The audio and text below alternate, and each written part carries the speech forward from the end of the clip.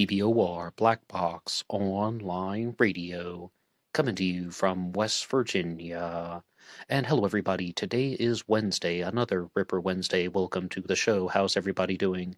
Lately, I've been talking to you guys every Wednesday about Jack the Ripper, and we're going to see that this story today goes a little bit beyond the general scope of what people would consider one of the Ripper's crimes, because I'm going to be talking about the murder of Frances Coles, who is widely regarded as the final victim of the Whitechapel murders. Jack the Ripper was a serial killer from England, and 5 confirmed crimes have been attributed to the Ripper: the murders of Polly Nichols, Annie Chapman, Liz Stride, Catherine Eddowes, and Mary Kelly. But the Whitechapel murders actually begin a little bit earlier than that, in the spring of 1888, with the murder of Emma Smith. I absolutely do not believe that Emma Smith was murdered by the Ripper. I think that she was killed by a London street gang, and most people come to a similar conclusion. Then in the summer of 1888, there is the murder of Martha Tabram, and just today I was thinking that I need to do a much larger presentation on her story, because I think there's a very high chance that she actually was killed by the person whom we think of as Jack the Ripper, of course never identified, but I think that there's a very high chance that her death has been either connected or that it was connected in some way. And I've devoted at least 1/3 of an episode to Martha Tabram's story. I just think that there's something bigger that is needed. However, with today's episode, we're going to go in the opposite direction and look at the final Whitechapel murder, the murder of Frances Coles. Some people believe that the final Ripper crime took place on November 9th of 1888 with the murder of Mary Kelly, and then other people think that the murders continued into 1891 and that Frances Coles was indeed a victim of the Whitechapel fiend. And I've gone through the usual websites such as casebook.org, jacktheripper.org, Jack the Ripper Tour, and I've been trying to read different variants of her story and try to understand the events from different perspectives. And I'm going to try and share that with you now, how I think this crime went down. Frances Coles was born in 1859 and she passed away in 1891. On February 13th of that year, the day before Valentine's Day, and she was found at roughly o'clock or 2:15 in the morning by P.C. Ernest Thompson. Now this becomes very important because there was a suspect in the murder of Frances Coles, and a suspect that would go on to also become a suspect in the Jack the Ripper case. His name was James Thomas Sadler. I'm just going to refer to him as James Sadler. And again, this is my understanding of the events, that he goes to the boarding house where Frances Coles was staying, and I believe that she wasn't able to pay her room for the night at the boarding house or lodging house, so she had to leave. And then shortly after she leaves, then he leaves as well. His appearance, as described in the boarding house, was very disheveled, and he seemed like he was either out of his mind just a little bit, or it just seemed like something was wrong with him. So then she leaves, and then he leaves shortly after that. And if I misstate anything, please feel free to give me something in the comment section. I'm always open to correction. Frances Coles leaves, and then Sadler leaves, and shortly after he's gone, the murder takes place, and she's actually found underneath the archway of a bridge by P.C. Ernest Thompson. And he could even hear the footsteps of the perpetrator as he was running away, but he saw signs of life in Frances Coles, particularly her eyes were blinking. Therefore, he realized that she was still alive, and he followed the police procedures of staying with the victim, meaning it's quite possible that he could have caught the killer, but he followed his orders and his job description, and he stayed with the victim. So what happened to Frances Coles was she was slashed twice across the throat. One incision was made going one way, and then the person actually made the incision going in the opposite direction, as opposed to what a lot of criminals do, making the cut wounds in the same direction. One went across one way, and then the knife returned across the other way, across her throat. This is consistent with a lot of things that have been found in the Ripper case, and already I'm sure some of you are thinking about the murder of Liz Stride from September 30th of 1888, where it appeared that the Ripper wanted to mutilate a victim, so he slashed Liz right across her throat because he thought that he was going to be interrupted. And we can see this very clearly from the crimes of the Ripper in the Autumn of Terror, that it isn't even so much about the murders, it's about the mutilations, it's about the disemboweling of the women, because roughly 15 minutes after the murder of Liz Stride, the Ripper allegedly met up with Catherine Eddowes in Mitre Square. I mean, she became his next victim, and she was the one who had her kidney cut out. So this also seems just a little bit similar to that story where, I mean, it sounds clear as day, right? The person who murdered Frances Coles, whomever it was, could have heard the footsteps of Ernest Thompson coming forward. So then he committed the murder quickly, and he ran away. So this seems like it's somewhat similar to the Ripper's crimes, and the Ripper also slashed the throats of the other victims. The difference between the Ripper's crimes outside of the murder of Liz Stride is that they were strangled first. And a lot of you guys have been talking about this in the comments section, that is one of the things that's even mentioned on House of Lechmere. By strangling the victims first, that stops the heart from beating, and there is not arterial spray, so the killer doesn't necessarily get a lot of blood on them after they've been strangled. But if they're being interrupted, the killer does something very quick, slashing the victim's throat and getting away. Now, the odd thing, though, about James Sadler is that he returns to the boarding house where he was earlier in the night, and he is even more disheveled, and he has blood on him.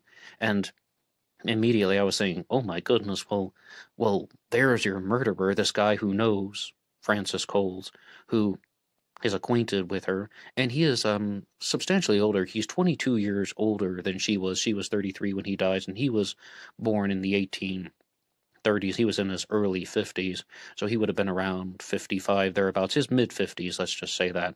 So he's older than her, but Frances Coles was a lady of the night, let's just say that to try and keep descriptions to a minimum. But he shows up at the boarding house, and he's beaten up. He has blood on him.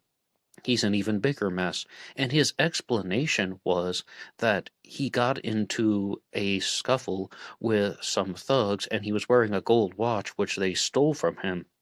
And that's why he had blood on his clothes, because very simply, he was mugged, he was robbed, and it could have just been a coincidence that he had blood on him, and he was just asking if the owner of the boarding house would take pity on him, leniency, and allow him to stay there, but he didn't have the money, so he was told to leave and go to a hospital. This is how James Sadler becomes a suspect in both the murder of Frances Coles and Jack the Ripper. I'm going to go over to jacktheripper.org, which is a site that I haven't talked to you guys about too much on some of the previous Ripper Wednesdays, but out of all the articles that I read on the murder of Frances Coles, I really liked how this one was arranged, so I'm going to go straight to the suspect, James Thomas Sadler. It soon transpired that her companion had been James Thomas Sadler, a 53-year-old merchant seaman. Excuse me for saying that he was 55, he was 53, merchant and seaman, off the SS Fez, whom she had met in the Princess Alice pub on February 11th, 2 days before her murder.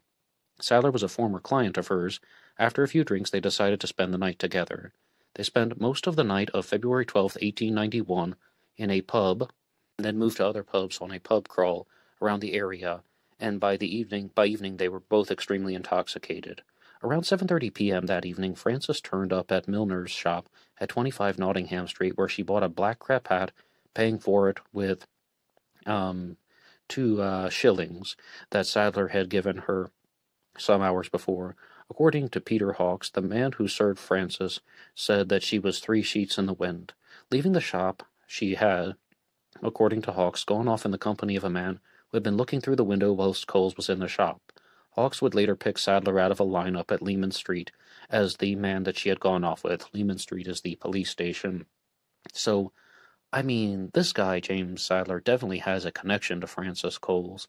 And is this someone who is the Ripper who is out of practice? Because a lot of people believe that the Ripper may have altered the methods that he used to commit the crimes, that he still had bloodlust, but he no longer had this overwhelming urge to murder victims with the horrific mutilations and disemboweling, that the murder of Mary Kelly was just the zenith of the Ripper's brutality. And then other crimes were committed, such as the murder of Rose Milett, the murder of Alice Mackenzie, and the murder of Francis Coles, which I've been discussing here. So I think, though, that that seems a little bit different than other types of serial killers. I mean, some people flat out say it, that serial killers don't often start out more vicious than they end up. I mean, we're talking for 3 years after the murder of Mary Kelly, that somebody is just going to be all tame and calm and mild, or maybe just inexperienced, or, well, inexperienced, that wouldn't even work. I mean, I guess I meant to say out of practice, so to speak, as gruesome as that sounds.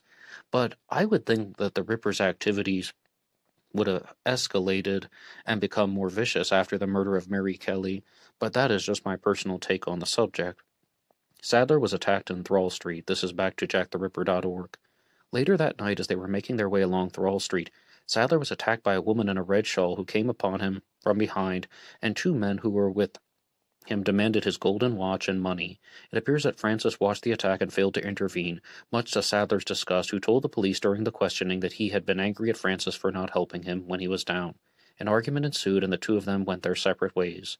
So, as I understand, that is just from Sadler's recollection, and I do not necessarily know if that is true. So, no matter what, though, it sounds like this guy is a strong suspect in the murder of Francis Coles until we get to the next paragraph. The case against Sadler collapses. But then, the case against him fell apart. Sadler was able to prove that he had indeed been mugged, and that he had not actually been with Francis Coles in the hours before she was murdered. When it was also revealed that his knife was probably too blunt to have inflicted the wound on Cole's throat, the case against him collapsed. And he was also able to prove that he had been at sea when some of the other murders had occurred. In early March of 1891, the Director of Public Prosecutions wrote to Sadler's solicitors to inform him, "So far as the prosecution is concerned, it is not intended to offer evidence tomorrow before the magistrate herein. The application will be made to him to permit the adoption, of course," and then Sadler appeared before the magistrate again, and ultimately he was cleared of the charges due to insufficient evidence. What do you think about James Sadler as a suspect in the murder of Francis Coles? I mean, she was a woman who worked as a sex worker, and she could have known other men. She had to have known other men. I mean, by the definition of her job description, she would have had to have known other men, and it could simply be that, yeah, this guy was witness with her, but a different altercation took place, and if Sadler has cleared himself to the satisfaction of the authorities, do you put any weight in that? Moreover, was she killed by Jack the Ripper? I think that this is a very mild crime for the Ripper. To be very honest, I'm noticing more differences than similarities. And one thing that I don't really hear talked about a lot in Jack the Ripper discussions is that there could have been a concentration of murders each year from time to time. Now, Whitechapel is a very poor part of England. However, murder was not extremely common there. That's why people were so startled by the Whitechapel murders of 1888. But homicides are going to take place. And in 1888, I believe that there was an unusually high concentration of homicides. And then, in the following years, there are going to be other crimes that took place. Not every single crime is going to be Jack the Ripper.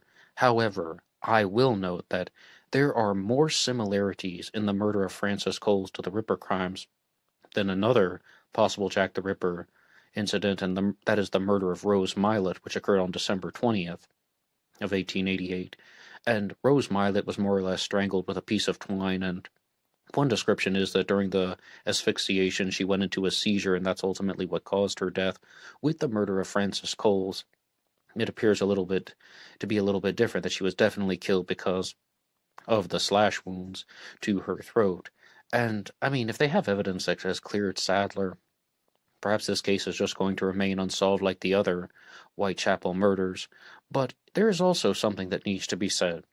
And this is coming to us from Patricia Cornwell, who has her own Jack the Ripper suspect named Walter Sickert. She has written a couple books about the Ripper case. And in her documentary, she said, she simply did not believe that the Ripper was just going to stop killing after the murder of Mary Kelly. If this person were not caught or apprehended, they wouldn't stop killing. And I think that there is a certain defendable case for that, even though I'm not convinced by any of the crimes that I've listed off or that happened after the murder of Mary Kelly as being the same person as the Whitechapel Fiend. I think that it's worth exploring because what would be the explanations necessary to show how and why somebody would stop killing? Number one, some people believe that Jack the Ripper went into the asylum in 1888, and I mean, somebody even wrote this out in the comment section on BBOR saying that, like, why don't they just look at through more asylum records and find out who was admitted after November 9th of 1888 and who could be a plausible suspect? Great question. I think some people have done that to a certain extent.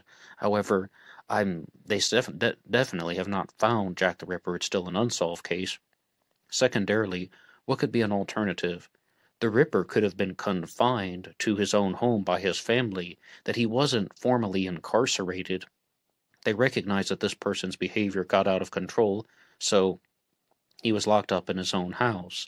And this is something that we see, though, that is quite different than some other serial killer mysteries.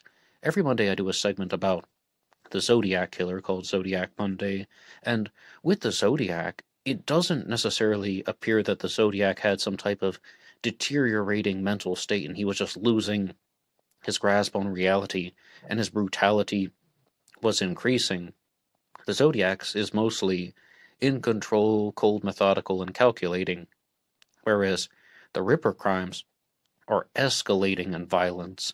And, I mean, this is also something that's rather bizarre about Jack the Ripper's crimes. They get further apart. For a while, there's a concentration of activity where they get closer together, and then they get further apart. The first one's on August 31st of 1888, then September 8th, September 30th. Then there's a 5-week gap to November 9th of 1888 with the murder of Mary Kelly. So the timelines in the Ripper case are also very bizarre. And some people believe that the Ripper was just losing his sanity. He was having violent episodes, and his own family confined him to the home by using some sort of means, which you can perhaps use your own imagination and figure out how. I mean, it's my imagination too. This is just a hypothetical or a possibility. So there are explanations as to how and why the crimes would have ceased. Now, Patricia Cornwell expands her theory all the way to the Camden Town murder, which occurred in 1907. Forgive me for saying that it occurred in 1908 in a previous episode. But the Camden Town murder saw the death of Emily Elizabeth Dimmock, and Patricia Cornwell believes that Jack the Ripper committed that crime and it was her suspect, Walter Sickert. Now, that is a substantial amount of difference. We're talking almost 20 years after 1888. And she thinks that, well, if the serial killer weren't apprehended, then he would keep committing crimes. But to come back to the murder of Francis Coles, I don't think that James Sadler was the killer. I think that if his alibis had been flimsy, or he wasn't able to prove that he had been mugged, then they would have incarcerated for him. It appeared that there were just an enormous amount of people who thought that he was guilty. The mobs were even thinking that he deserved death for the murder of Francis Coles. But they investigated him, and it turned out that he was not the perpetrator, or at the very least, his story held up. Now, even more so, I absolutely do not think that James Sadler was Jack the Ripper, because you think it would be somewhat easy to document that he was away at sea at the time of some of the other Whitechapel murders, so there's that being said too. But who committed this crime, I think that it's still a mystery. What do you think about the murder of Francis Coles? Do you believe that this was Jack the Ripper? Do you have a Jack the Ripper suspect? Do you have a suspect for the murder of Francis Coles? And as always, we want to know, which unconfirmed crimes do you believe were committed by Jack the Ripper, and which do you think were committed by a different murderer? I've taken some strong stances here about some of them, and I want to be clear about another thing. With the murder of Martha Tabram, I believe that it's about an 80% chance that she was murdered by the Ripper. That is not 100%, though. about 80%. And if there are any other stories that you would like to hear about for Ripper Wednesday or any suspects you would like discussed, please put your ideas in the comment section down below. Anybody can write the show at BlackBoxOnlineRadio@AOL.com. You can also get me on Facebook. My personal Facebook is in the description box. And you can also get this show on BlackBoxNid88 on Instagram. And you can even go through some of the links that are in the description box. One of them is for BuyMeACoffee.com. BuyMeACoffee.com/BlackBoxNid88 allows you to make a donation or a contribution to help support the show. And as always, please hit the like button and subscribe. But most importantly, just share some ideas about Jack the Ripper in the comments section down below. And until next time.